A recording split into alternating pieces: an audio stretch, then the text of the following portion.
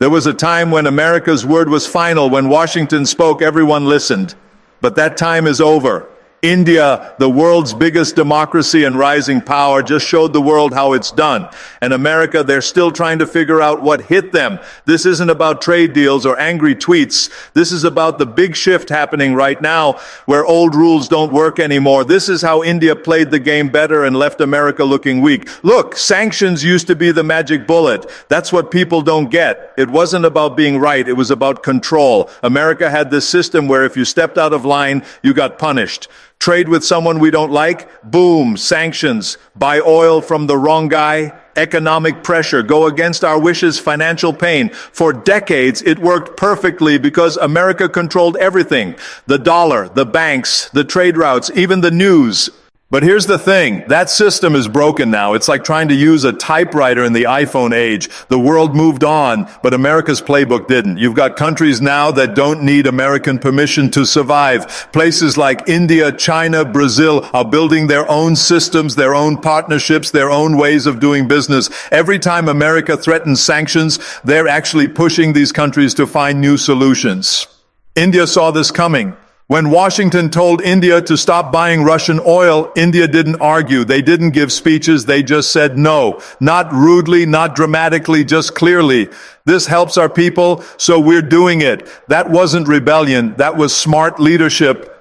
The sanctions game is dying because countries have choices now. They're not sitting around waiting for American approval anymore. They're building their own networks. And every time America uses that threat, they lose a bit more power. It's like the boy who cried wolf. Eventually, nobody believes you.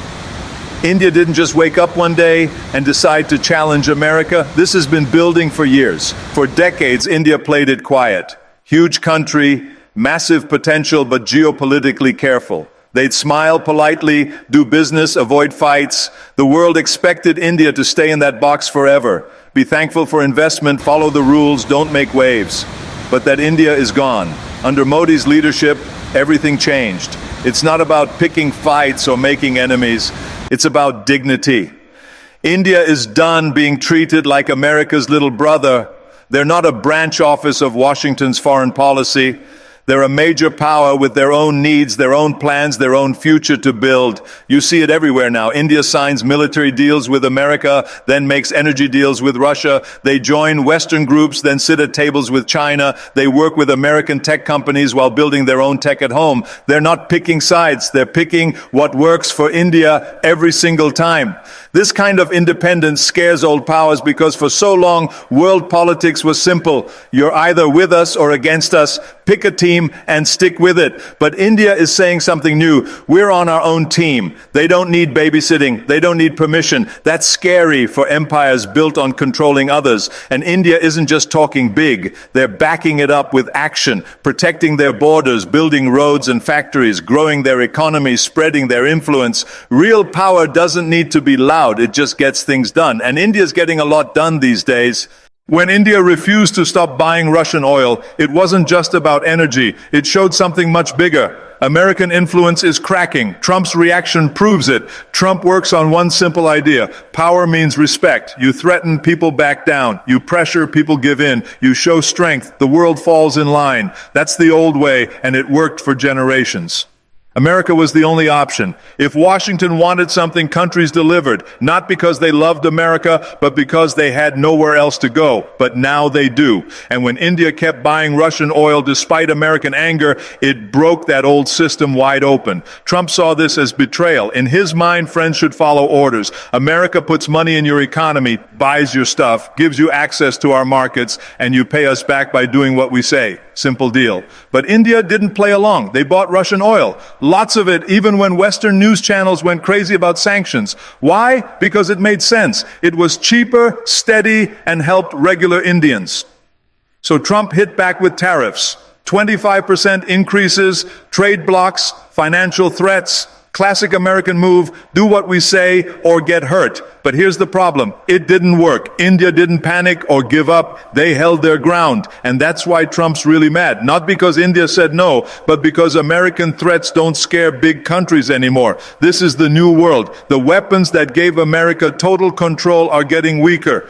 Tariffs, sanctions, military shows, money pressure. These tools are losing their bite, especially against countries like India that are strong economically, confident politically, and no longer need American approval to survive. Trump's anger shows a bigger truth. The one superpower world is dead. The days of one country telling everyone else what to do are over, and leaders who still think in us versus them terms can't handle what's coming next.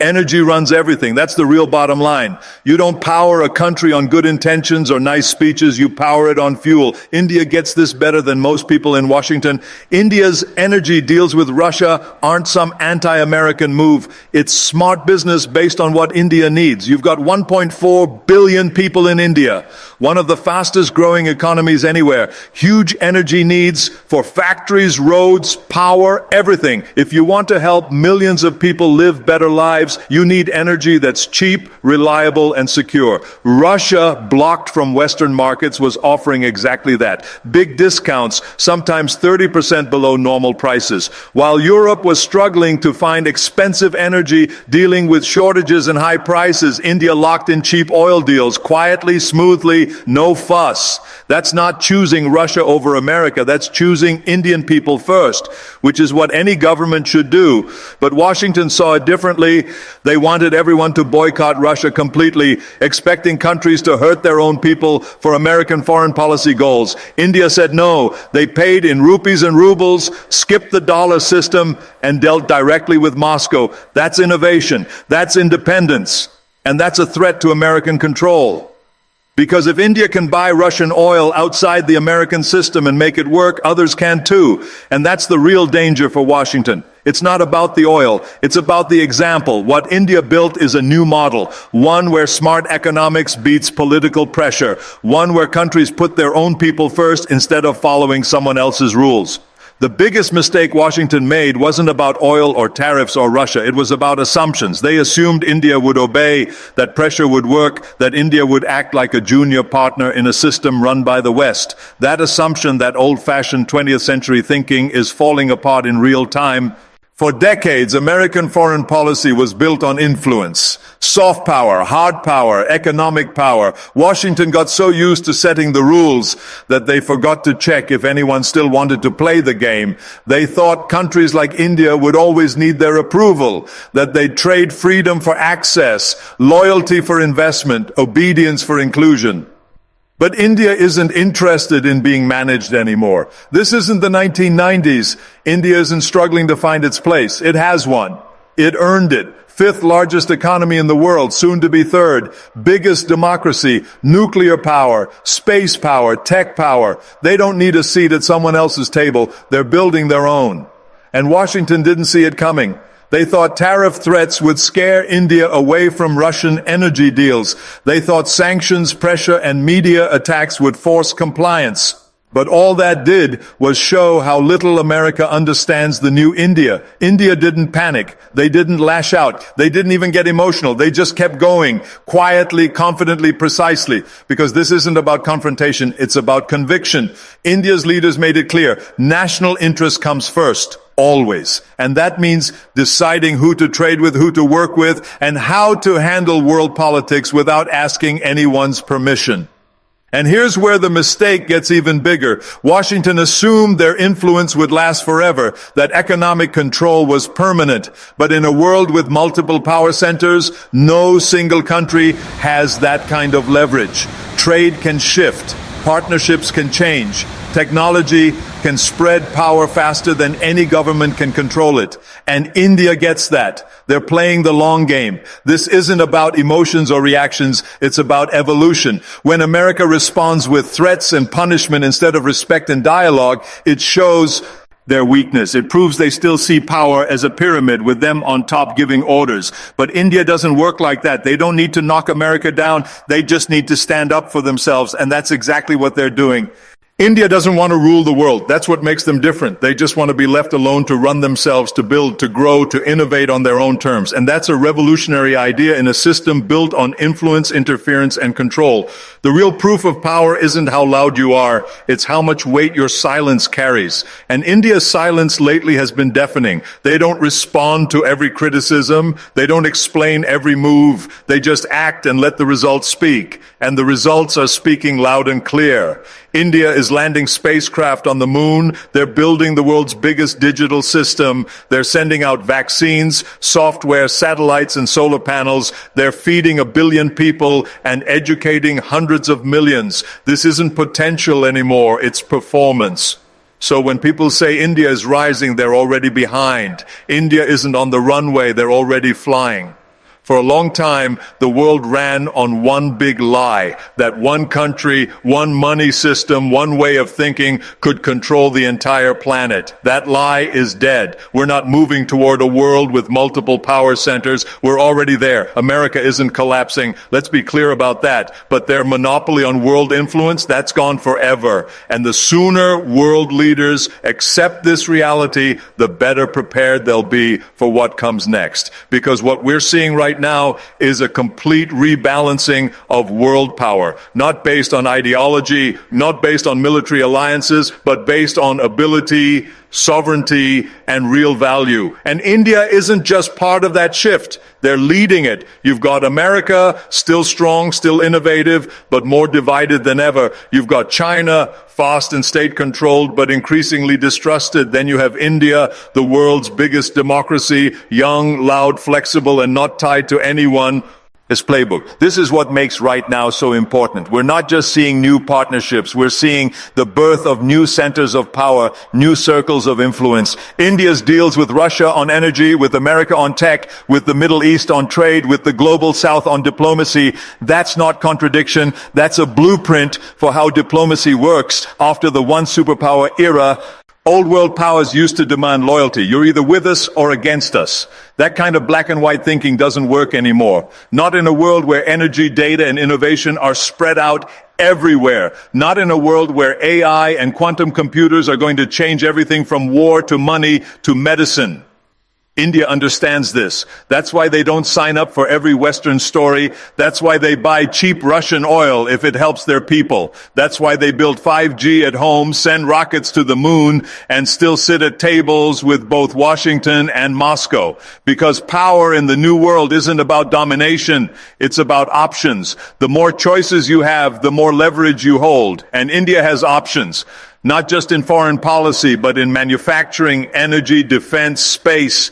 They can turn, they can partner, and most importantly, they can say no, which in diplomacy is the ultimate form of strength. The West still sees the world through Cold War glasses, enemies, allies, threats, punishment, but India is looking 20 years ahead. Toward self-reliance, toward strategic flexibility, toward digital sovereignty. And that's the future. The multi-power world isn't chaotic. It's more democratic. It's messier, sure, but it gives more countries a real voice. It lets new powers rise without starting wars. It allows cooperation without force. So the question isn't whether the multi-power world is coming. It's already here. And India isn't just adapting to it. They're mastering it. If there's one truth Western powers need to understand right now, it's this. The era of control is over. You can't sanction your way to loyalty anymore. You can't shame nations into obedience. And you definitely can't lecture rising powers while ignoring your own problems. And if the West wants to stay relevant in this equation, it needs to adapt. Start by treating emerging powers as ours as equals, not as junior partners. Stop framing world leadership as a one-way street. Recognize that cooperation can exist without alignment, that friendship doesn't require submission. The world isn't run by one power anymore. It's not even run by two. It's becoming multi-directional, decentralized, distributed, and dynamic. And India is one of the architects of that future. The West can get angry, it can issue warnings, it can throw around sanctions, but here's the truth, Washington hasn't fully accepted yet. The era of control is over. You can't bully 1 billion plus people into submission. You can't tariff away sovereignty. You can't sanction independence out of existence. India is playing the long game. They're not reacting emotionally. They're calculating, building, thinking generationally, not just politically. And that's what real power looks like now. It's not about dominance. It's about resilience. It's not about obedience. It's about self-mastery. It's not about fear. It's about vision. India has that vision, and they're no longer afraid to act on it. So yeah, Trump might be furious. The West might be frustrated, but India is just getting started. There was a time when America's word was final. When Washington spoke, everyone listened, but that time is over. India, the world's biggest democracy and rising power, just showed the world how it's done. And America, they're still trying to figure out what hit them. This isn't about trade deals or angry tweets. This is about the big shift happening right now, where old rules don't work anymore. This is how India played the game better and left America looking weak. Look, sanctions used to be the magic bullet. That's what people don't get. It wasn't about being right. It was about control. America had this system where if you stepped out of line, you got punished. Trade with someone we don't like, boom, sanctions. Buy oil from the wrong guy. Economic pressure, go against our wishes, financial pain. For decades, it worked perfectly because America controlled everything. The dollar, the banks, the trade routes, even the news. But here's the thing, that system is broken now. It's like trying to use a typewriter in the iPhone age. The world moved on, but America's playbook didn't. You've got countries now that don't need American permission to survive. Places like India, China, Brazil are building their own systems, their own partnerships, their own ways of doing business. Every time America threatens sanctions, they're actually pushing these countries to find new solutions. India saw this coming. When Washington told India to stop buying Russian oil, India didn't argue. They didn't give speeches. They just said no. Not rudely, not dramatically, just clearly. This helps our people, so we're doing it. That wasn't rebellion. That was smart leadership.